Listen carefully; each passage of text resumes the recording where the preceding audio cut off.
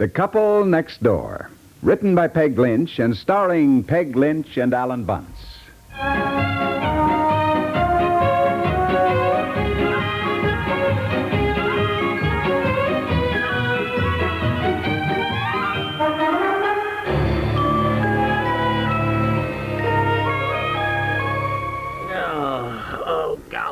Dear, you awake? Yes, I'm awake. I can't sleep. What time is it? I don't know. It's 3:30. Well, I just can't sleep. Shh, darling, you wake Betsy and the baby. I'm sorry. What's the trouble? What's the trouble? Well, I know it's not very convenient here, but... Convenient? I'm going crazy living here with Madge and Charlie stuck up here in this room over the garage.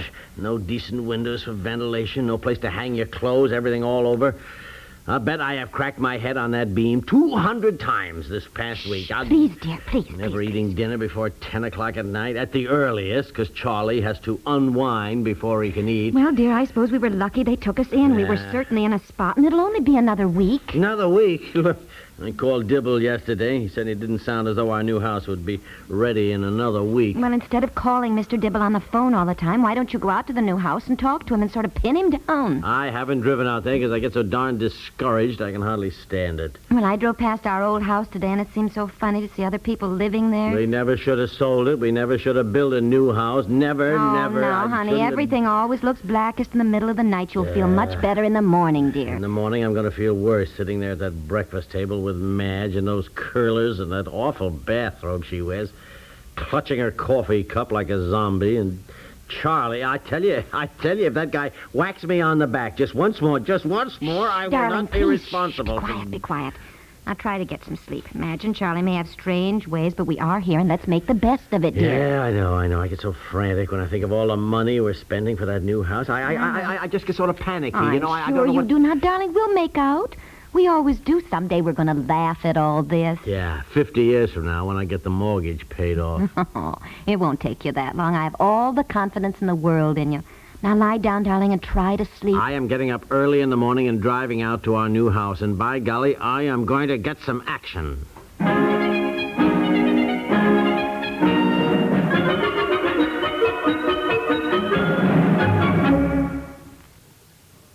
What do you do with your daytimes? Well, what I'm getting at is, are you doing enough with your weekdays? Now, if you're one of these all-work and no-play Janes or Johns, we have a brace of work softeners on tap each weekday in the Howard Miller Show and Art Linkletter's House Party. Howard Miller, one of the breeziest personalities the Windy City ever produced, happens to be one of the nation's top experts in the popular music field. He often talks to other experts and to your favorite stars, and that makes each Howard Miller show something to smile about, a real pleasure to hear. As for Art Linkletter's House Party, well, you never know what'll happen next when Art and his gang blend their surefire ingredients, Hollywood stars, studio guests, and plenty of lively games for them to play. So I'll tell you what you do. You stay with CBS Radio Monday through Friday for Art Linkletter's House Party and the Howard Miller Show. They're both on most of these same stations.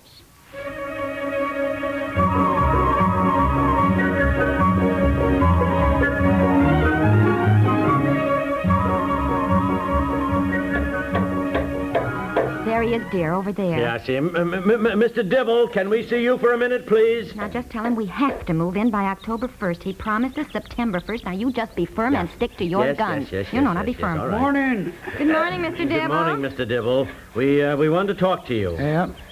Well, I can tell from the looks on your faces that you're ready for bear, but no use talking.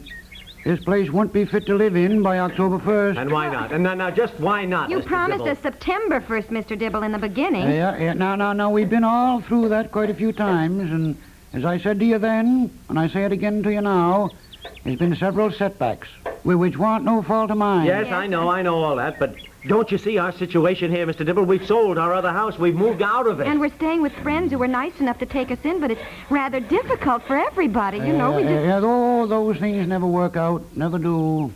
Friend of mine, I knowed him 40 years, I guess.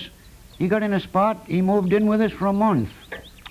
Never spoke to him since. Yes, well, That's where it goes, you know. Never know people till you live with them. Well, that is why we're anxious to move into our new house. Well, I don't blame you at all. I'd be sort of going crazy if it were me. Well, I am sort of going crazy, and that is why I have... Dear, now, just what seems to be holding everything up, Mr. Dibble? Well, you mean everything that's gone wrong, or you want me to mention just one or two things? Everything.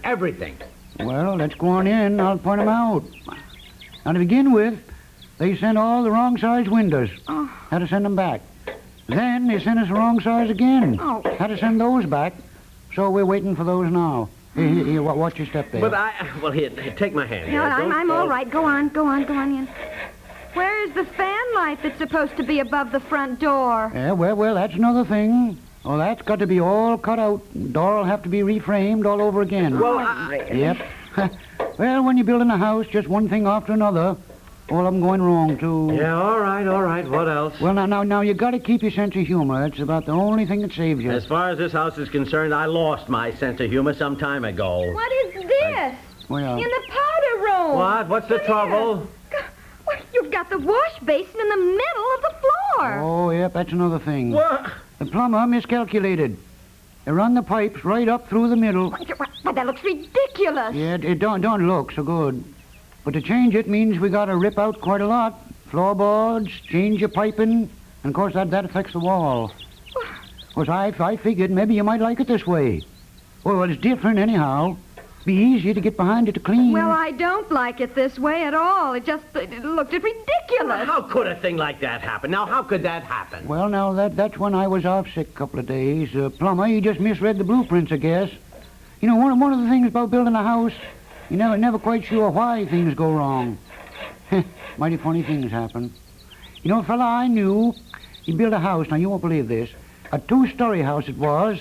He got it all built, never put in a stairway. No stairway? No. Family moving in with the furniture when one of the kids says, "Where's the stairway?" Well, everybody was so used to going up and down the ladder, they forgot the stairway. Well, I certainly hope we don't move in with our furniture and find something horribly wrong like that. It gives me the shivers just thinking about it. Well, now another funny thing happened once. Mr. Dibble, your stories are fascinating in a hideous sort of way, but I am interested right now in finding out... I'm just trying to tell you ain't the only ones having troubles building a house. Oh, Mr. Dibble, you've got part of the floor down in the living room. Oh, it looks marvelous. Look, dear. Look, Really? Oh, say. Oh, those yeah. lovely black walnut floors from Larissa's house. Well, I must say that's one nice thing that turned out nicely. When will you have the rest of the, floorboards put down? Well, I don't know. That's what I was going to ask you. Ask us what? Well, now, that's all the floorboards there was. We did the best we could. I got them down yesterday, but that's all there was. You mean... Yeah, same thing in your den. You wanted that black walnut paneling in your den. Well, we put up all there was. But a half of one wall in there is still pretty bare. Oh, wait a minute. Didn't you measure beforehand? Yes, sir. I told you that on the phone, but you were sort of excited about getting into the house. You kept yelling, "Get the floors down, get the paneling in." But... So as I said before, you're the boss. What'll we do? Well, the only thing I can suggest, fill in the empty spaces with some other wood and then maybe stain the whole thing. Stain them? These black walnut floors are priceless. And we paid to have them all redone before they were put in. Well, I want the original wood to show. I don't want to stain them. Well, next best thing is try to find more black walnut boards and paneling. You won't find it easy, but I'll see what I can do.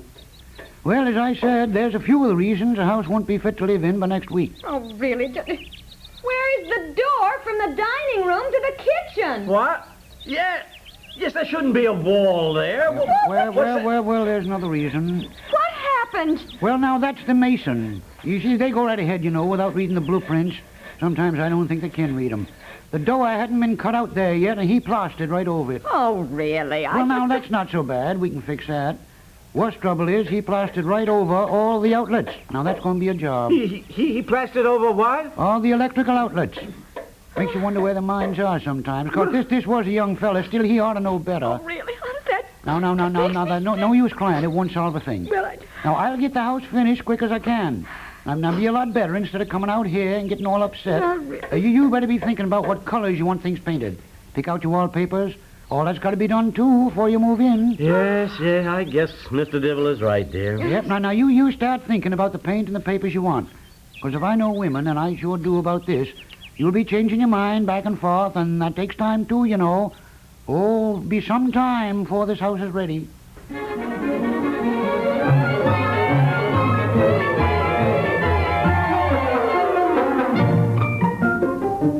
Aw, come on there, pal. Here, have a tomato juice and some potato chips. Boy, coming home in the car tonight, he was lower than low. Nah, I'm okay, Charlie. Well, come on then. Unwind. Well, we're sort of upset, Charlie, you know. Upset? That's hardly the word for it. You should have seen her moping around all day. I don't know why you're so gloomy.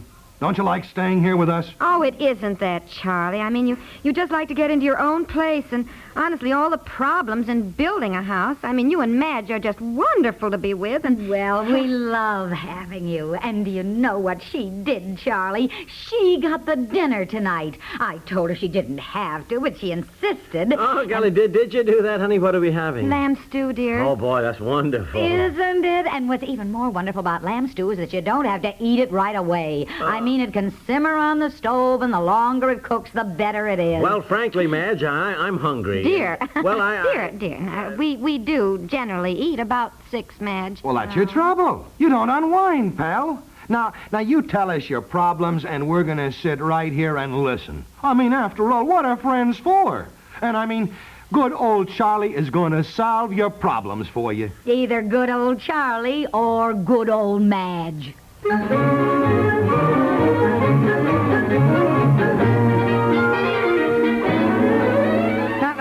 Now, wait a minute. Well, you two have got to look at it this way. Everybody has troubles building a house. Yes, I know, Charlie, but it's so discouraging. Imagine a man just plastering up a whole doorway. I mean, really. That's pretty funny. Pretty funny. Yeah, you're not paying the bills. Oh, you got to keep your sense of humor, pal. Look, that is the second time I've heard that today, and I just don't feel like... Dear, Charlie's right, and I suppose Mr. Dibble is, too.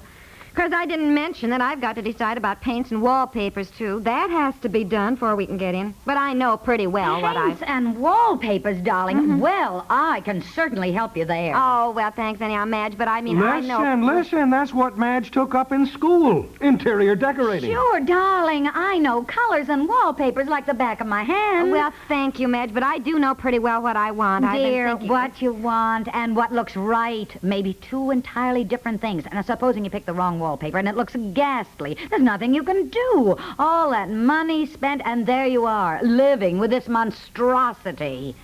Well, it is hard to tell from a sample of wallpaper, but all right, then, listen, you leave it to Madge. Mm-hmm. One thing I'll say about you, old girl, you've got the best taste in the world. I mean, well, look, just look at our living room here. Now, Madge did this all by herself, and all I can say is just look at it. Yes. Yes, it's lovely. Yes, it's lovely. Well, all right, now you stop worrying. Tomorrow we'll all drive out to see your house, and I'll tell you exactly what you ought to have. Hey, you're in luck. She used to get paid for doing this. Oh, darling, from now on, you leave everything to me. The paint, the wallpapers, I will do your house. Oh, thank you, Madge. Yes, thank you, Madge.